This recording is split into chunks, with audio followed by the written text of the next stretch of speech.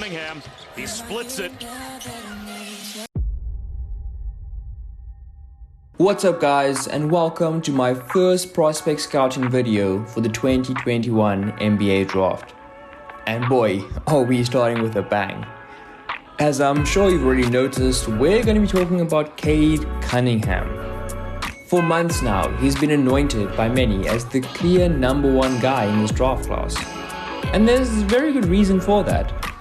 The now former Oklahoma State Cowboy is 6'8" with a 7-foot wingspan, weighs 220 pounds, and in his solitary season in college, he averaged 31.2 points, 9.6 rebounds, and 5.4 assists per 100 possessions, while shooting nearly 44% from the field and a terrific 40% from 3. Do you see the hype? Those are some ridiculous stats. But let's take a closer look at Cade and see whether or not he lives up to the hype on tape.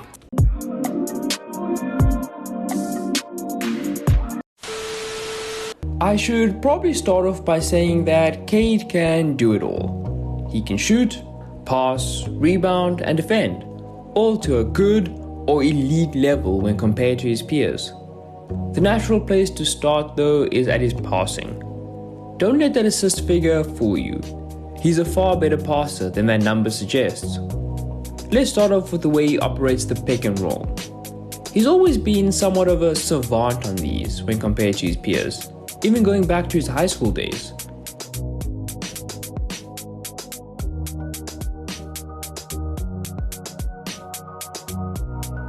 He can hit his roll man with the lovely pocket pass or dump off.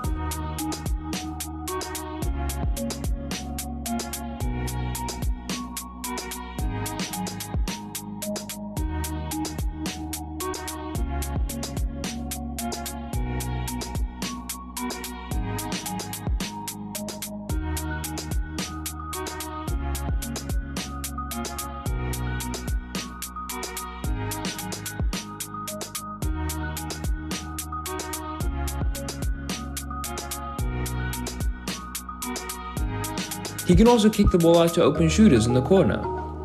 This is where his height is especially valuable. He's able to make use of it to make reads and access passing options smaller ball handlers simply aren't able to.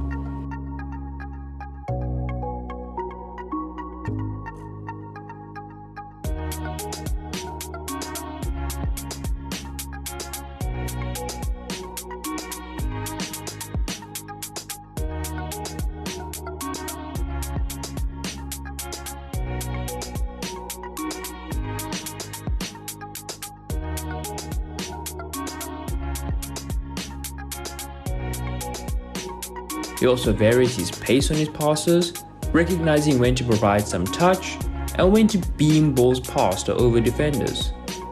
Something that's very evident from the beginning with him is his patience. He's comfortable waiting for plays to develop and then finding the best option. He rarely seems rushed or flustered, a great sign for a budding ball handler.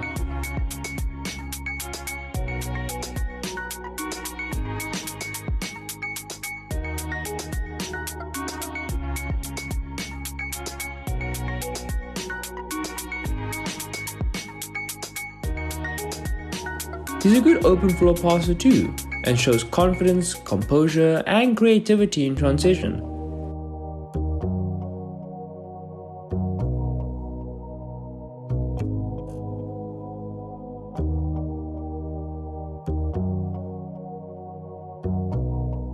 While he is right-hand dominant, he's very comfortable with his left.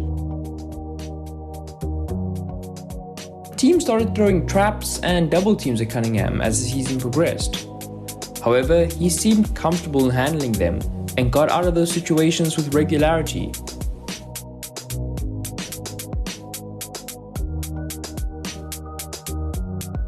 His dribble could be a little tighter though, and he can sometimes give the ball away due to a loose dribble. That can be seen in his 18.7% turnover percentage. That seems high, but for reference, Trae Young's turnover percentage at Oklahoma was 18.2%, and Tyrese Halliburton, largely considered a conservative playmaker, had his at 18.7% as well. Shooting-wise, the jump shot passes the test. That 40% from 3 was not a fluke. He took nearly 9 a game, and boy did they look beautiful. I'd be very surprised if he wasn't a high-level shooter in the NBA. I mean, this guy's been hitting step-back contested threes with consistency throughout the entire season. When he's matched up against smaller players, he's also happy to use his height and wingspan to shoot right over them.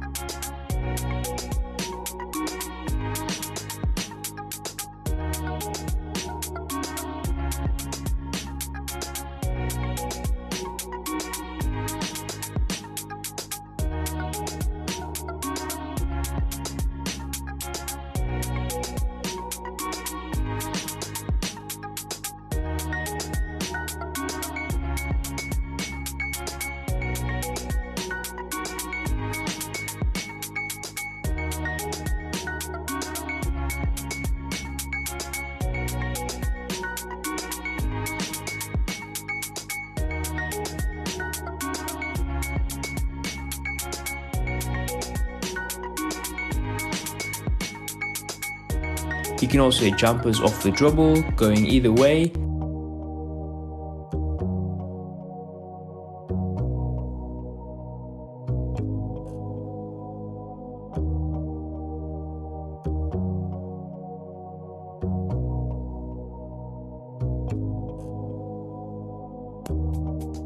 And off the catch.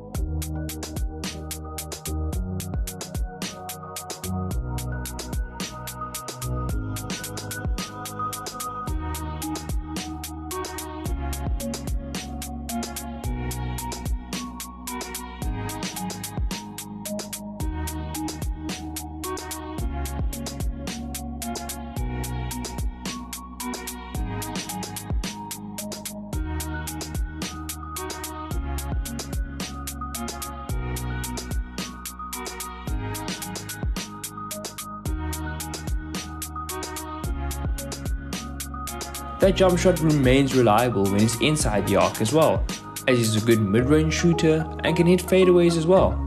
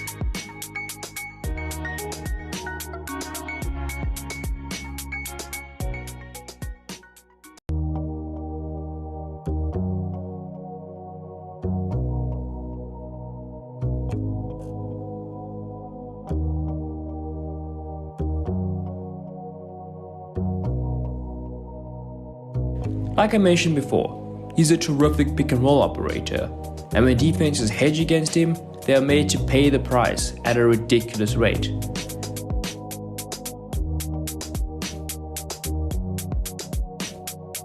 This reputation as a shooter means defenses are going to eventually be forced to respect him.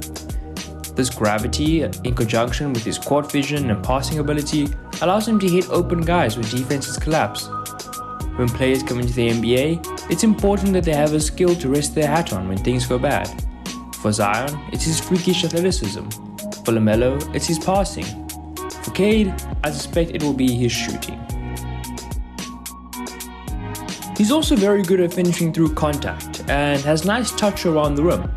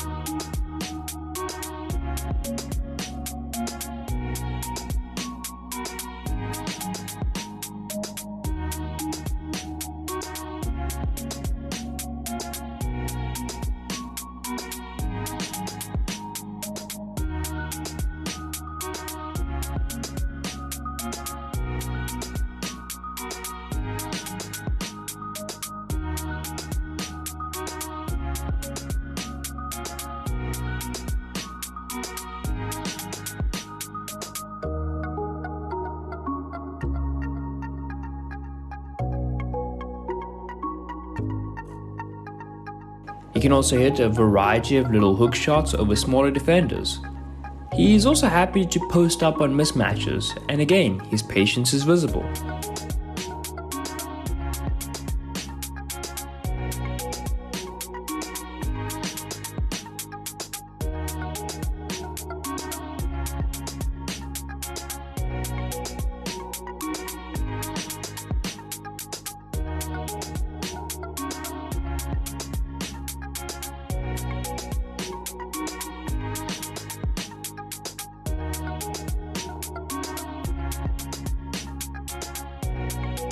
While he can be physically imposing, he doesn't look to bully opponents here, opting rather to use finesse to find an open look for his teammates or himself.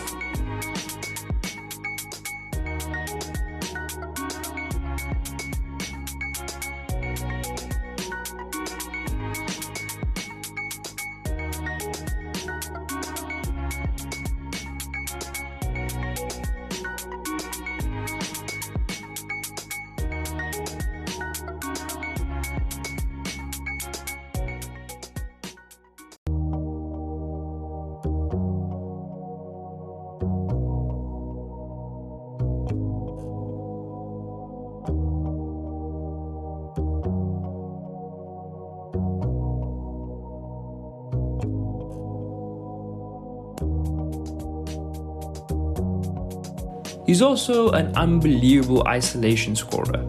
This is where that step back J is particularly deadly. I believe he has great potential to be a good 3-level scorer. He does lack a great deal of acceleration though, and can struggle to beat players off the dribble at times.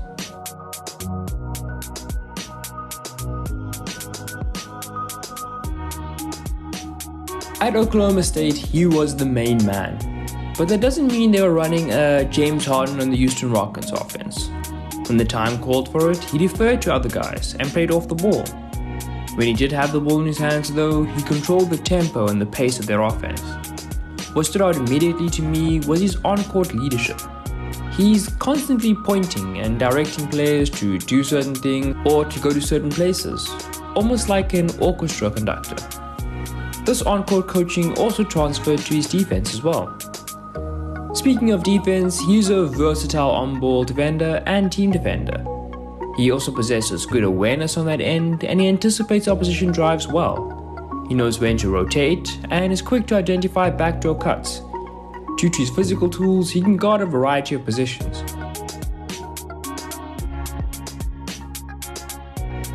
He's even shown some potential as a rim protector. However, his athleticism limits him in this respect.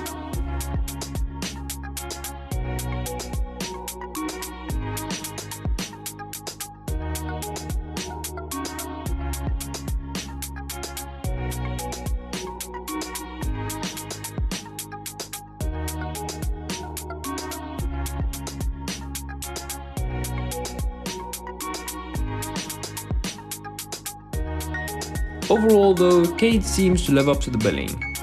He's a star prospect, and while fit is important for any rookie, Cade seems like a player that can fit any team.